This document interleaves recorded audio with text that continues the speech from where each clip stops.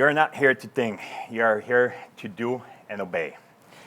These were the instructions given to me at a young age by my parents, my teachers, and my country. I had no choice but to abide by them. Good evening, everyone. My name is Ernest. Some of you might know me. Can you imagine having to live under those rules? Raise your hand if you can relate just even a little. Maybe you had a boss who was controlling. Maybe you had to follow unfair rules to hide your true self to survive. Or maybe you've had some naysayers. My chief naysayer was communism. Growing up in Krakow in the 70s, boys were taught to never ask for help. Communism rule didn't allow it, and you did as you were told. I grew a thick skin. I fought for everything I wanted, and I did what I was told. I was taught that asking for help makes me a weak man who's not capable of doing the things that I need to do as a man. There were few times I did speak up. I got beat up when I didn't agree with someone. That didn't stop me because I had a secret weapon. That secret weapon was when I was just 4 years old. I remember being in church with my mom and hearing stories about people helping others. I knew at that moment, at just 4 years old, that I was destined to have the same strength these people had to change and improve other people's lives. It was as God Himself whispered to me, Ernest, your destiny is help people. So at 16 years old, I left Poland and emigrated to America alone. I was determined to listen to that voice because I knew if I stayed in Poland, this voice would die. Arriving in the States in the early 90s was like a paradise on earth. I could not believe all that was available for everyone. There was plenty of food for everyone to buy in the stores. I was able to get a job as a young boy, and that allowed me to have my own money to buy myself clothes, candy, and of course, my very own first video game. I was also able to send money back home. It was truly a dream, or really a miracle. And something happened that would never happen to me in Poland. I became vulnerable. Layer by layer, I replaced my thick skin with something Americans love to talk about: vulnerability. Being open and vulnerable has brought me happiness, business success, new honest friendships, and deepened my love for my family. It took me a long time to get vulnerable and understand asking for help is good for me and in the long run for others. Asking for help makes me strong. Take driving, for instance. I used to get very angry when driving until someone reminded me, Ernest, you're not able to control other people. In that moment, I accepted that. I became calmer, and it's been better for me and other drivers. My thick skin allowed me to make the journey to the US on my own. Now, my new journey requires new skills. For me to be vulnerable, the very thing I was forbidden to do in my old country. I had some unlearning to do. I had to unlearn my old beliefs and habits that weighted me down. I am living proof that unlearning can lead to success beyond what I ever imagined. I could never dream of. I was trapped in negative thoughts.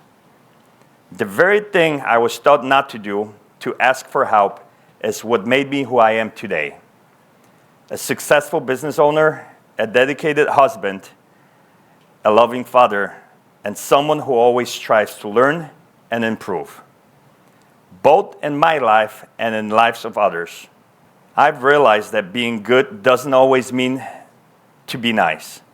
True power comes from vulnerability, and kindness I can be strong and in control, not being dominating like a dictator, but by love, listening, being open, compassionate, and continually seeking growth. Building Rainbow, a commercial cleaning and facility maintenance service company, is something I could have never imagined with my old mindset.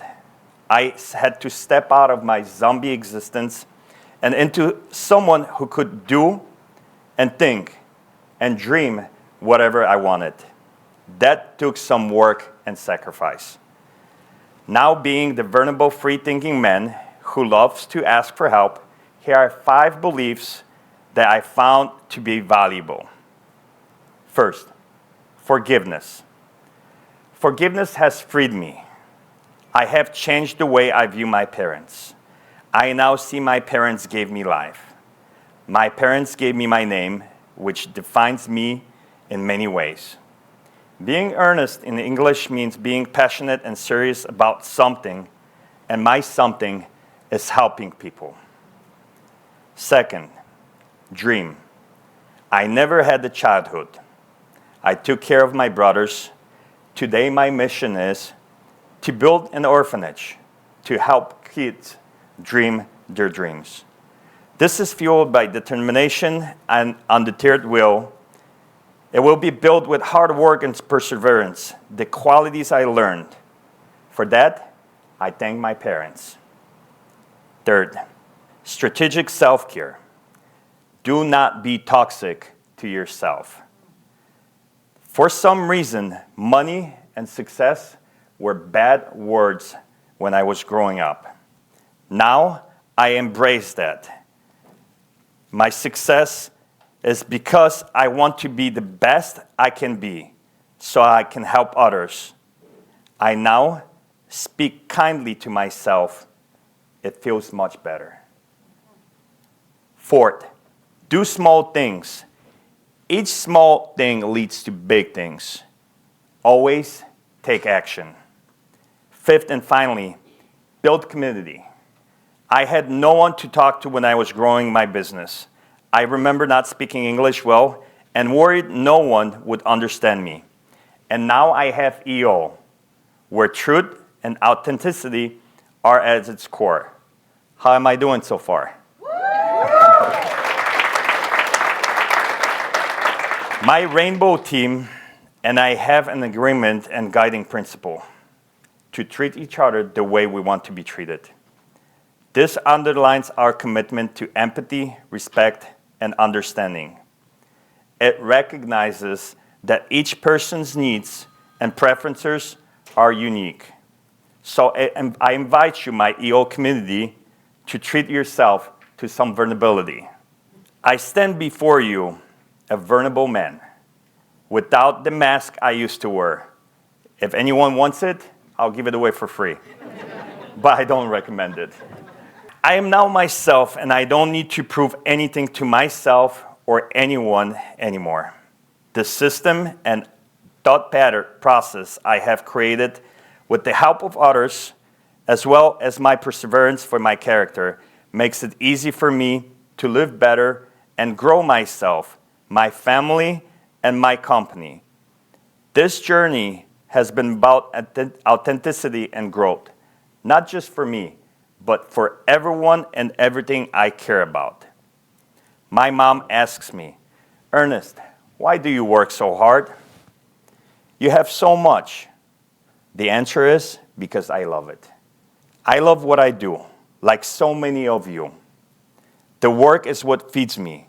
I love the process, the challenges, and of course, figuring things out. I love it so much it doesn't even feel like work. It feels like breathing to me. My question is, each one of you guys talked about overcoming adversity, oftentimes like within your own thoughts. So I would love to hear your comment on when you first feel that inner voice start to knock you down, what do you guys do to make sure that it doesn't take you to the depth of despair and you can prevent it and keep your head up? I would just add up to it, like similar to Kathy's story, that more often I was told that I'm not going to be able to achieve a goal, that I'm not born to do what I want to do.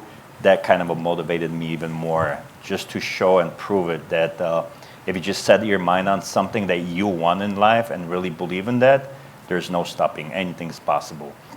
And of course, everybody has down times, hard times, thoughts of not, believing in ourselves and whatever like that. But I think if we just go ahead and want it so deeply, and anything's possible, and everything's possible. So what did you learn about yourself in working on your story? What did I learn? I've learned, thanks to Sally Lou, thanks to Becky and the entire EO, how to add color to your story, not to be afraid. Again, English is my second language. I didn't speak English for a long time, even though when I came here. And it was stopping me mentally, even though that I knew I can master this skill. Speaking, it's something that prevents me because I was never sure how the message is going to be absorbed by the audience. But what Sally Lou did is she added the color. That's even added up a little bit to my story, how beautifully it could be worded out and how beautiful story it could be created. So nothing boring, but only colors. A particular question for Ernest and Kathy, however, I got to imagine there was some friction in deciding to do this event and to share publicly and to do something that you don't do every day. But both of you brought your children with you. Can you share a little bit about why that decision was made?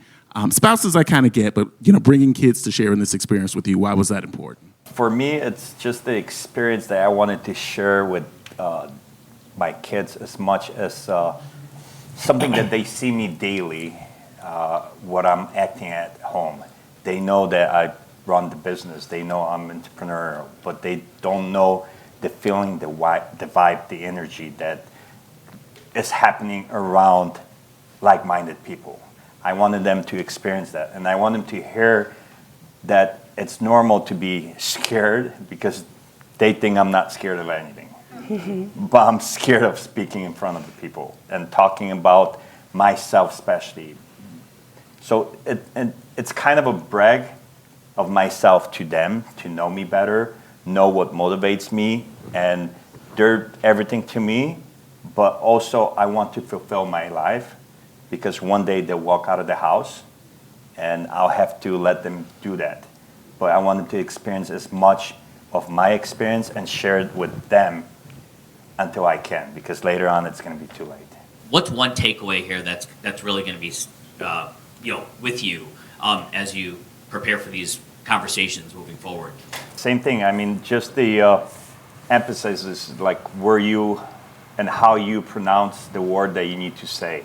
That was huge on me because, again, English is a second language, and I didn't know it has so much influence. I knew that every word could have a different meaning for everyone depending how they hear it.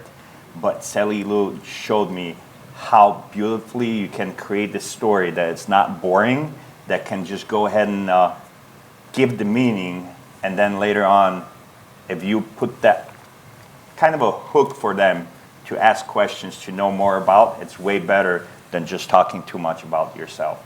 Even though I never liked talking about myself, but it proved to me that it gets me closer to everybody and connects me with everyone. My question is, how do you guys have shared so many ways that you've overcome circumstances in your life, and this seems like another circumstance that you've overcome. What learning or how do you believe that you have grown, and what takeaways do you have from this experience? I think working and getting help from the best always helps. And Sally Lou was amazing.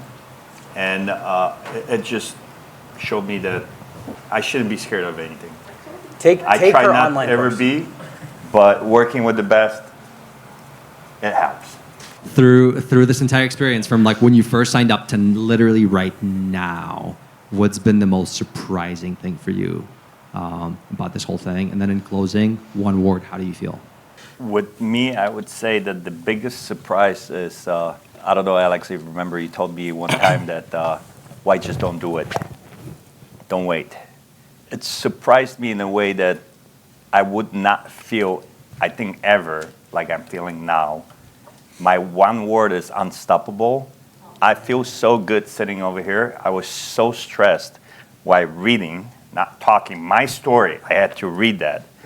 But it just boosted my strength and my awareness of myself that really I say my story and I don't care how people take it. If someone wants to learn from it, let's be it. If not, let's call me a fuck up. But, again, my word, unstoppable. I feel unstoppable. That's amazing.